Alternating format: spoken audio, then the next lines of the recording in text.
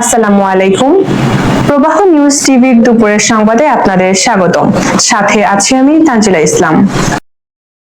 ফুলবাড়িয়ার সংবর্ধনা ও ইফতার মাহফিলে নবনির্বাচিত এমপি অধ্যক্ষ কামরুল হাসান মিলন বলেছেন, উত্তর দক্ষিণ বিভক্তি ভুলে উপজেলার সার্বিক উন্নয়নে সবাইকে ঐক্যবদ্ধ হতে হবে।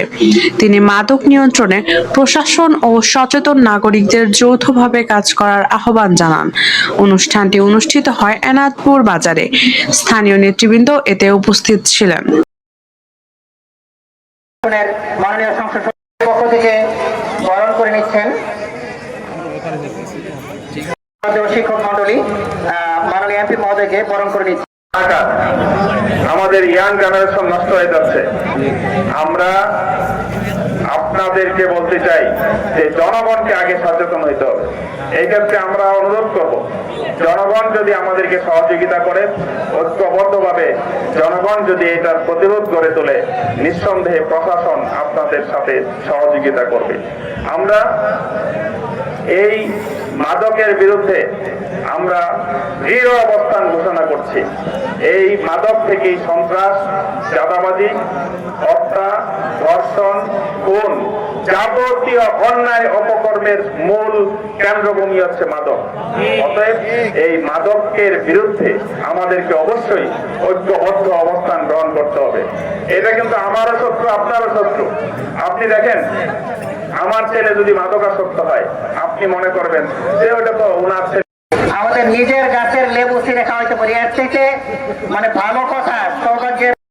অধ্যক্ষ কামরুল হাসান মিলন সাহেব এবং অন্যান্য নেতৃবৃন্দ এবং এলাকাবাসী সম্মানিত উপস্থিতি, আমরা একটা কথাই বলতে চাই যে আমরা আমাদের এই অঞ্চলে এইভাবে এমপি নির্বাচিত হওয়ার পর আর কখনো এসেছে এটা আমার মনে পড়ে না। আজ উনি এসেছেন, উনি অবশ্যই আপনাদের ভোটে। আমি কোন দলের এমপি নই, আমি নির্বাচনের আগেও এটা বলেছিলাম।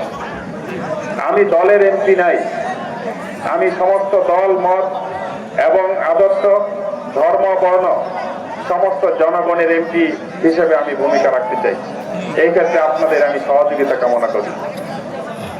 2 নম্বর হচ্ছে, আমি ফুলবাড়িয়ায় একটা যে বিভক্তি, যে উত্তর আর দক্ষিণ, দক্ষিণে এমপি হইলে উত্তরে উন্নয়ন হবে না, উত্তরে এমপি হইলে দক্ষিণে উন্নয়ন হবে না। আমি কিন্তু নির্বাচনের পরে প্রথম উপজেলা পরিষদের সামনে আমি এই কথাটা বলেছিলাম, আমি উত্তর, দক্ষিণ, পূর্ব, পশ্চিম সব মুছে দিতে চাই। আমি এক ফুলবাড়িয়া, ঐক্যবদ্ধ ফুলবাড়িয়া গড়ে তুলবো ইনশাআল্লাহ। আমার ইতিমধ্যেই আমরা আপনার